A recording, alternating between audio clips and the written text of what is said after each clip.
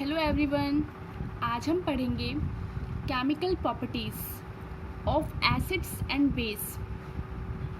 तो आज हम पढ़ेंगे एसिड और बेस की केमिकल प्रॉपर्टीज़ के बारे में। तो अगर हम केमिकल प्रॉपर्टीज़ के बारे में पढ़ना है तो हमें करवानी पड़ेगी केमिकल रिएक्शन। हमें केमिकल प्रॉपर्टीज़ किसकी पढ़नी है? एसिड और बेस की। तो इसलिए हमें केमिकल रिएक्शन भी करवानी पड़ेगी एसिड और बेस की। सबसे पहले हम रिएक्शन करवाएंगे मेटल से। हमें केमिकल प्रॉपर्टीज़ किसकी पढ़नी है? एसिड और बेस की। तो इसीलिए हम रिएक्शन भी किसकी करवाएंगे? एसिड और बेस की करवाएंगे। किससे? मेटल से। हमें देखना है कि एसिड और बेस मेटल से कैसी रिएक्शन करते हैं। सबसे पहले एसिड। जब भी एसिड रिएक्ट करते हैं मेटल से तो हाइड्रोजन गैस इवॉल्व होती है और सॉल्ट का फॉर्मेशन होता है।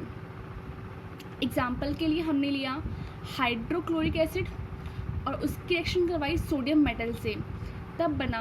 उस समय हाइड्रोजन गैस इवॉल्व होगी, ये तो कंफर्म है। तो यहाँ से हाइड्रोजन गैस इवॉल्व हो गई तो हाइड्रोजन रिलीज हो गया।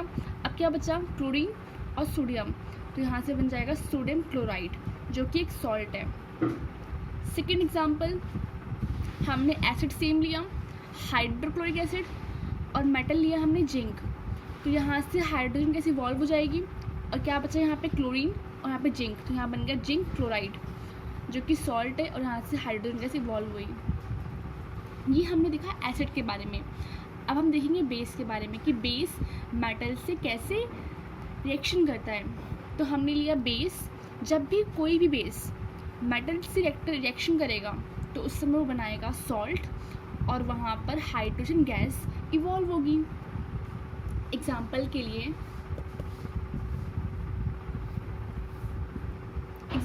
लिए हमने बेस लिया sodium hydroxide. Sodium hydroxide reaction करेगा जिंक मेटल से, तो यहाँ पे हाइड्रोजन गैस इवॉल्व होगी और जो सॉल्ट बनेगा वो बनेगा सोडियम ऑक्सीजन और जिंक से मिलके। तो यहाँ पे जो सॉल्ट बनता है वो बनता है सोडियम जिंकेट। तो यहाँ पे हमने क्या देखा दोनों रिएक्शंस में कि जो जिंक है वो हाइड्रोजन को छोड़ के बाकी जो एसिड है, रिमेनिंग पार्ट जो एसिड का है उससे रिएक्शन कर रहा है, उससे कंबाइन हो रहा है और क्या बना रहा है? सॉल्ट। तो यहाँ पे वही लाइन लिखी है, the metal combines with the remaining part of the acid और base and forms a compound called salt. यहाँ पे क्या हो रहा है? जो जिंक है या फिर जो मेटल है वो एसिड या बेस के रिमेनिंग पार्ट से कंबाइन हो रहा है और बना रहा है एक कंपाउंड जिसको हमने सॉल्ट बोला, क्योंकि यहाँ से हाइड्रोजन गैस तो इवॉल्व हो रही है। तो इन रिमेनिंग पार्ट से कंबाइन होके मेटल एक कंपाउंड बना रहा है जिसको हम बोलेंगे सॉल्ट। अभी आपने जो ऊपर रिएक्शंस पढ़ी, जो ये रिएक्शंस हैं ये हर मेटल के साथ में पॉसिबल नहीं है।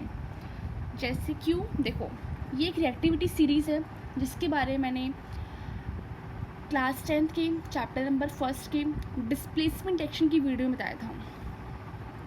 ये रिएक्टिविटी सीरीज़ है potassium, sodium, calcium, magnesium, aluminium, zinc, ferrous, lead, hydrogen, copper, mercury, silver and gold. तो जो ऊपर वाले एलिमेंट्स हैं वो मोर रिएक्टिव हैं और जैसे सब नीचे आओगे वैसे वैसे रिएक्टिविटी डिक्रीज हो रही है। यहाँ पे स्पेस नहीं था इसलिए मैंने इसको यहाँ पे लिखा, अदरवाइज ये जो हाइड्रोजन के नीचे हैं। तो ये रिएक्टिविटी सीरीज़ है जो ये बताती है कि जो ऊपर वाले एलिमेंट्स हैं वो मोर रिएक्टिव हैं और नीचे वाले एलिमेंट्स लेस रिएक्टिव हैं। ठीक है, तो यहाँ पे आप देखो हाइड्रोजन यहाँ पे और ये जो एलिमेंट्स हैं ये हाइड्रोजन से लेस रिएक्टिव हैं क्योंकि ये नीचे हैं। Copper, mercury, silver and gold. ठीक है, तो जो ये रिएक्शंस हैं, जैसे अगर मान लो आपको एक रिएक्शन ली दी है कि हमने लिया हाइड्रोक्लोरिक एसिड, एक एसिड है, और हमने लिया मेटल कॉपर। हमने हाइड्रोक्लोरिक एसिड लिया और कॉपर लिया। कॉपर एक मेटल है और ये एसिड है।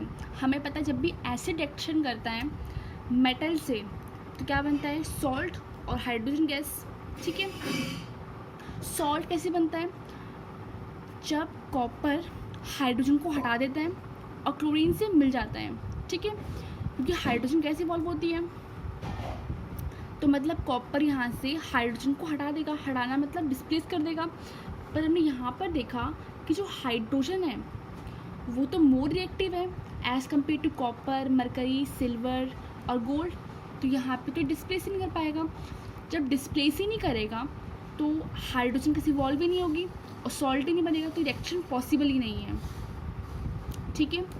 तो यहाँ पे यही लिखा है कि जो ये रिएक्शंस हैं ये इन एलिमेंट्स के साथ पॉसिबल नहीं है। Copper, mercury, gold, copper, mercury, silver, gold, platinum, क्योंकि जो ये एलिमेंट्स हैं ये लेस रिएक्टिव हैं as compare to hydrogen. Less reactive है मतलब ये हाइड्रोजन को तो डिस्प्लेस नहीं कर पाएंगे। जब हाइड्रोजन को डिस्प्लेस नहीं कर पाएंगे तो हाइड्रोजन गैस इवॉल्व नहीं होगी, हाइड्रोजन गैस इवॉल्व नहीं होगी तो ये रिएक्शन पॉसिबल ही नहीं है, ठीक है। इन एलिमेंट्स को छोड़ के बाकी सारे एलिमेंट्स के साथ में रिएक्शन पॉसिबल है। पहली रिएक्शन हमने एसिड और बेस की करवाई थी मेटल से। सेकेंड रिएक्शन हम करवाएंगे एसिड की मेटल कार्बोनेट से और मेटल हाइड्रोजन कार्बोनेट से। तो यहाँ पे लिखा है मेटल कार्बोनेट। कार्बोनेट का मतलब है CO3 2-, ठीक है। एसिड होता है कार्बोनेट और मेटल कोई मेटल हो सकता है, ठीक है। सबसे पहले हम देखेंगे कि एसिड कैसी रिएक्शन करता है मेटल कार्बोनेट से। जब भी एसिड रिएक्शन करेगा मेटल कार्बोनेट से तो वो बनाएगा सॉल्ट और वाटर और CO2। तो यहाँ पे वाटर और CO2 तो फिक्स है। इसके बाद जो बचा उसको हम देख के सॉल्ट बना देंगे। एग्जाम्पल के लिए हमने एक मेटल कार्बोनेट लिया।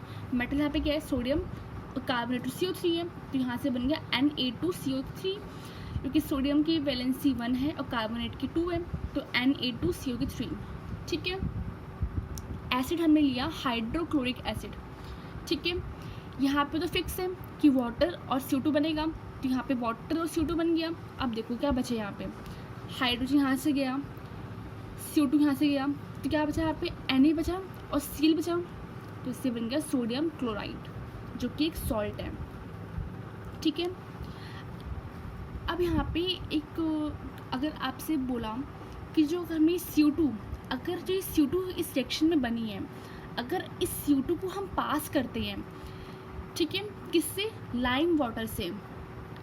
कैल्शियम हाइड्रोक्साइड को हम लाइम वाटर भी बोलते हैं, ठीक है। ये रिएक्शन हुई। जब भी मेटल कार्बोनेट रिएक्शन करता है एसिड से तो वहाँ से बनता है वाटर, कार्बन डाइऑक्साइड और सॉल्ट।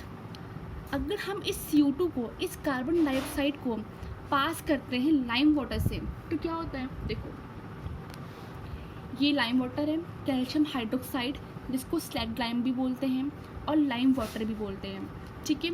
इससे हमने CO2 पास करी, मतलब इससे हमने रिएक्शन करवाई CO2 की, तो इससे हमें मिलता है कैल्शियम कार्बोनेट और वाटर, ठीक है।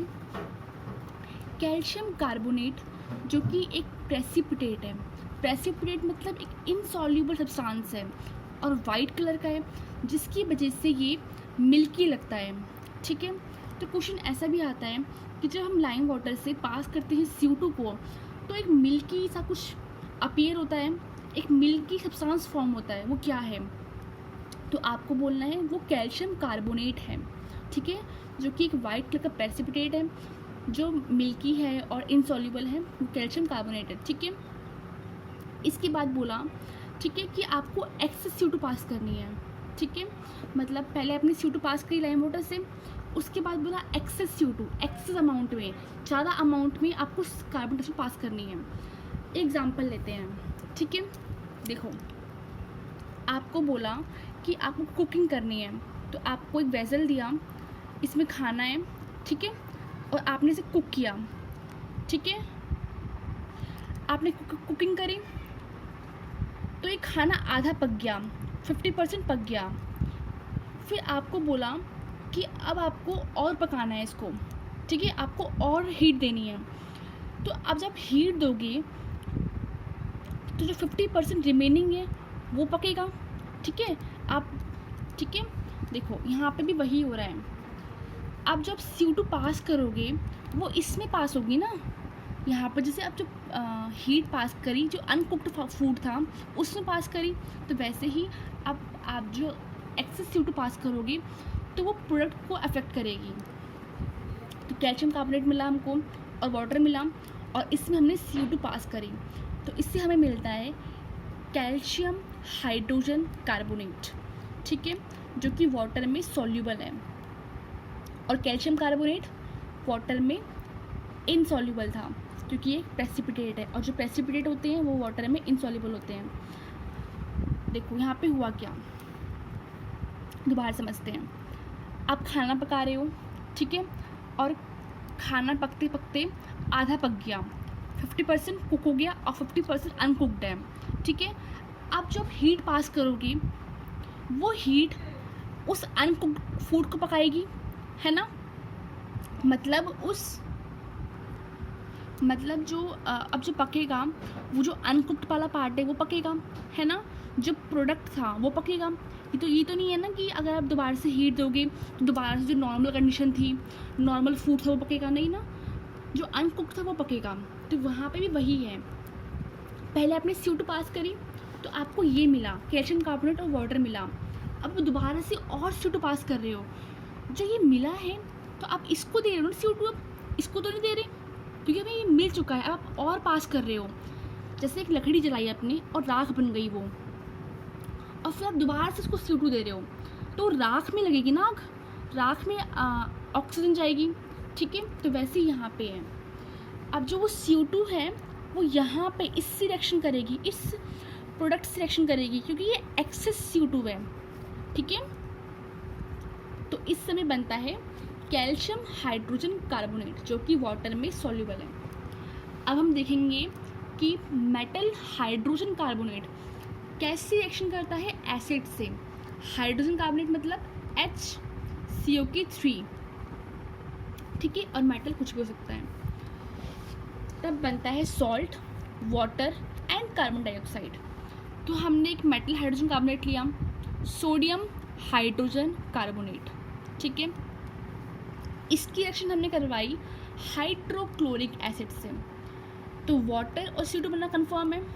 अब जो क्या बच गया, हाइड्रोजन गया, कार्बन गया, ऑक्सीजन गया, यहाँ से भी हाइड्रोजन गया, तो क्या बचा, सोडियम बचा और क्लोरीन बचा, यहाँ बन गया सोडियम क्लोराइड, ठीक है।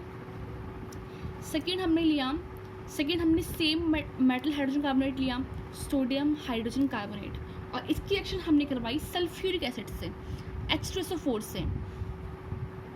वाटर और कार्बन डाइऑक्साइड बनना फिक्स है, यहाँ पे लिखा है मेन रिएक्शन, ठीक है। अब बचा क्या, सॉल्ट, तो यहाँ से बचा सोडियम और यहाँ से बचा सल्फेट, तो बन गया सोडियम सल्फेट।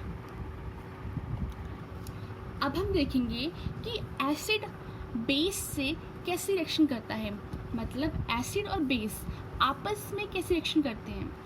देखो, एसिड और बेस टोटली अपोजिट है एक दूसरे से, ठीक है। अगर आपका हाथ जल जाता है तो आप क्या करते हो, उस पर ठंडा पानी डालते हो, ठीक है, ये करते हो ना आप। तो फिर आपको नॉर्मल लगता है, सबका हाथ जल रहा है तो आप क्या करते हो, आप बर्फ़ में हाथ डालते हो, फिर आपको नॉर्मल लगता है। तो वैसे ही है, जब एसिड और बेस मिल जाते हैं तो सब कुछ न्यूट्रल हो जाता है। न्यूट्रल मतलब नो इफेक्ट, है ना। जब भी रिएक्शन होती है एसिड और बेस की तो क्या मिलता है, सॉल्ट बनता है और वाटर बनता है, और इस रिएक्शन को हम बोलते हैं न्यूट्रलाइजेशन रिएक्शन, मतलब सब कुछ न्यूट्रल मतलब नो इफेक्ट, ठीक है। अब हम देखेंगे कुछ एग्जांपल्स, जैसे हाइड्रोक्लोरिक एसिड एक एसिड है, सोडियम हाइड्रोक्साइड बेस। जब भी बेस और एसिड रिएक्शन करते हैं तो क्या बनाते हैं, सॉल्ट और वाटर। सॉल्ट बन गया NaCl और क्या बन गया यहाँ से, वाटर H2O, ठीक है। सेकेंड हम एग्जांपल लिया सल्फ्यूरिक एसिड और मैग्नीशियम हाइड्रोक्साइड जो कि एक बेस है, तो यहाँ से वाटर बनना कंफर्म है। अब देखो क्या बच गया, यहाँ पे मैग्नीशियम बच गया, यहाँ पे सल्फेट बना दें, मैग्नीशियम सल्फेट। नाउ फोर्थ, कि जो एसिड्स होते हैं वो मेटालिक ऑक्साइड से किसी रिएक्शन करते हैं। मेटालिक ऑक्साइड्स, मेटालिक मतलब मेटल ऑक्साइड्स मीन्स ऑक्सीजन। जब मेटल रिएक्शन करते हैं ऑक्सीजन से तो बनाते हैं मेटालिक ऑक्साइड्स। तो यहाँ पे किस रिएक्शन करवानी है, मेटल ऑक्साइड की एसिड से। जब भी एसिड रिएक्शन करता है मेटल ऑक्साइड से तो बनाता है सॉल्ट और वाटर। ठीक है, हमने एग्जांपल लिया कॉपर ऑक्साइड। कॉपर क्या है, मेटल, और ये ऑक्सीजन। जब कॉपर और ऑक्सीजन रिएक्शन करी होगी तो क्या बनाया उन्होंने, कॉपर ऑक्साइड, जो कि एक मेटल ऑक्साइड है। ठीक है, और ये क्या है, हाइड्रोक्लोरिक एसिड, जो कि एक एसिड है। जब भी मेटल ऑक्साइड रिएक्शन करते हैं एसिड से तो क्या बनाते हैं वो, सॉल्ट और वाटर। तो वाटर कंफर्म है। अब तो क्या बच गया, यहाँ से कॉपर बच गया, यहाँ से क्लोरीन बच गया। कॉपर की वैलेंसी 2 होती है और क्लोरीन की 1, तो क्या बनेगा CuCl2। ठीक है, क्योंकि कॉपर सेकेंड क्लोराइड है, इसको हम बोलते हैं कॉपर सेकेंड क्लोराइड, और इसका कलर होता है ब्लू ग्रीन। ठीक है, क्या कलर होता है इसका, ब्लू ग्रीन। तो ऐसा क्वेश्चन आता है कि हमने कॉपर ऑक्साइड में HCl डाल दिया तो एक ब्लू ग्रीन कलर का सब्सटेंस फॉर्म हुआ, उसका नाम बताओ। तो वो ब्लू ग्रीन सब्सटेंस क्या है, वो कॉपर क्लोराइड है। Second example calcium oxide. Calcium एक मेटल है और ये ऑक्सीजन है। इन्होंने रिएक्शन कर ली और बना दिया कैल्शियम ऑक्साइड, जो कि एक मेटल ऑक्साइड है। ठीक है, तो इसने रिएक्शन करी नाइट्रिक एसिड से, जो कि एसिड है। तो हमें पता है सॉल्ट बनता है और वाटर बनता है, वाटर कंफर्म है। अब देखो वाटर बन गया, क्या बचा, यहाँ पे बचा नाइट्रेट, यहाँ बचा कैल्शियम। क्या बनेगा, कैल्शियम नाइट्रेट। नाइट्रेट की वैलेंसी 1 होती है और कैल्शियम की वैलेंसी 2 होती है, इसलिए बना CaNO3 की 2। ठीक है, एक और एग्जांपल है सोडियम ऑक्साइड। ठीक है, इसने रिएक्शन करी सल्फ्यूरिक एसिड से, क्या बनेगा, वाटर। अब सॉल्ट है, कैसे बनेगा, वाटर बन गया, यहाँ से H2 गया, यहाँ से O गया, क्या बचा, सोडियम और सल्फेट, तो बना दिया सोडियम और सोडियम सल्फेट। अब इस रिएक्शन को दोबारा देखो, इस रिएक्शन को देखो और ऊपर वाली रिएक्शन देखो। यहाँ पे क्या हो रहा है, एसिड रिएक्शन कर रहा है बेस से, तो क्या बना रहा है, सॉल्ट और वाटर। ठीक है, और यहाँ पे क्या है, एसिड रिएक्शन कर रहा है मेटल ऑक्साइड से और बना रहा है सॉल्ट और वाटर। सेम है, यहाँ भी सॉल्ट, यहाँ भी सॉल्ट, यहाँ भी वाटर, यहाँ भी वाटर, यहाँ भी एसिड, यहाँ भी एसिड।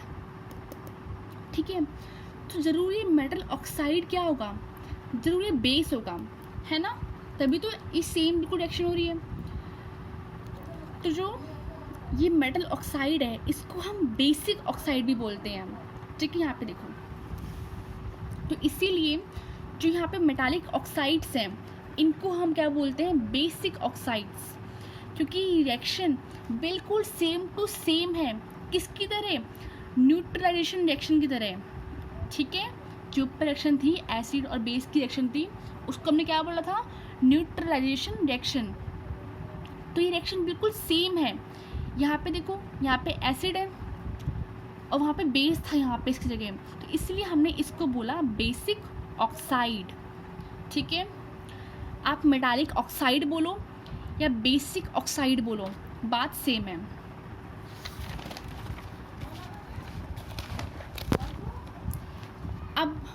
अब लास्ट रिएक्शन है, हम बेस की रिएक्शन करवाएंगे नॉन मेटालिक ऑक्साइड से। हमने वहाँ पे किसकी करवाई थी, हमने एसिड की करवाई थी मेटालिक ऑक्साइड से, और उस मेटालिक ऑक्साइड को हमने बेसिक ऑक्साइड भी बोला था। तो यहाँ पे किसकी करवा रहे हैं, बेस की करवा रहे हैं, नॉन मेटालिक ऑक्साइड से। नॉन मेटालिक मतलब नॉन मेटल, ऑक्साइड मतलब ऑक्सीजन। जब नॉन मेटल रिएक्शन कर लेगा ऑक्सीजन से तो बना लेगा नॉन मेटालिक ऑक्साइड। देखो यहाँ पे क्या है, नॉन मेटालिक ऑक्साइड रिएक्शन करी बेस से तो क्या बनाया, सॉल्ट और वाटर। ऐसा सेम हो रहा था एसिड और बेस वाले में, जब एसिड रिएक्शन कर रहा था बेस से तो सॉल्ट और वाटर बना रहा था। तो मतलब ज़रूरी नॉन मेटालिक ऑक्साइड भी क्या होगा, एसिडिक ऑक्साइड होगा, ये भी एसिडिक होगा, ये एसिड होगा, तभी तो रिएक्शन सेम हो रही है। तो इसीलिए हमने यहाँ पे नॉन मेटालिक ऑक्साइड को बोला एसिडिक ऑक्साइड। अब कुछ एग्जांपल्स हैं, कार्बन डाइऑक्साइड जो कि एक नॉन मेटालिक ऑक्साइड है। कार्बन क्या है, नॉन मेटल, और ये ऑक्सीजन। तो इसने रिएक्शन कर ली और बनाया CO2 जो कि नॉन मेटल ऑक्साइड है। इन्होंने रिएक्शन करी सोडियम हाइड्रोक्साइड से जो कि एक बेस है और बनाया सोडियम कार्बोनेट और वाटर। ठीक है, यहाँ पे कार्बन डाइऑक्साइड उसने रिएक्शन करी कैल्शियम हाइड्रोक्साइड से तो वाटर कंफर्म बनेगा। यहाँ पे क्या बचा, कैल्शियम बचा, यहाँ पे CO2 बचा, यहाँ पे एक ऑक्सीजन बच गया कैल्शियम कार्बोनेट। तो आज की वीडियो में इतना ही, जल्द मिलते हैं नेक्स्ट वीडियो में। अगर आपको मेरी वीडियो अच्छी लगी तो प्लीज़ लाइक शेयर सब्सक्राइब करें। Thank you.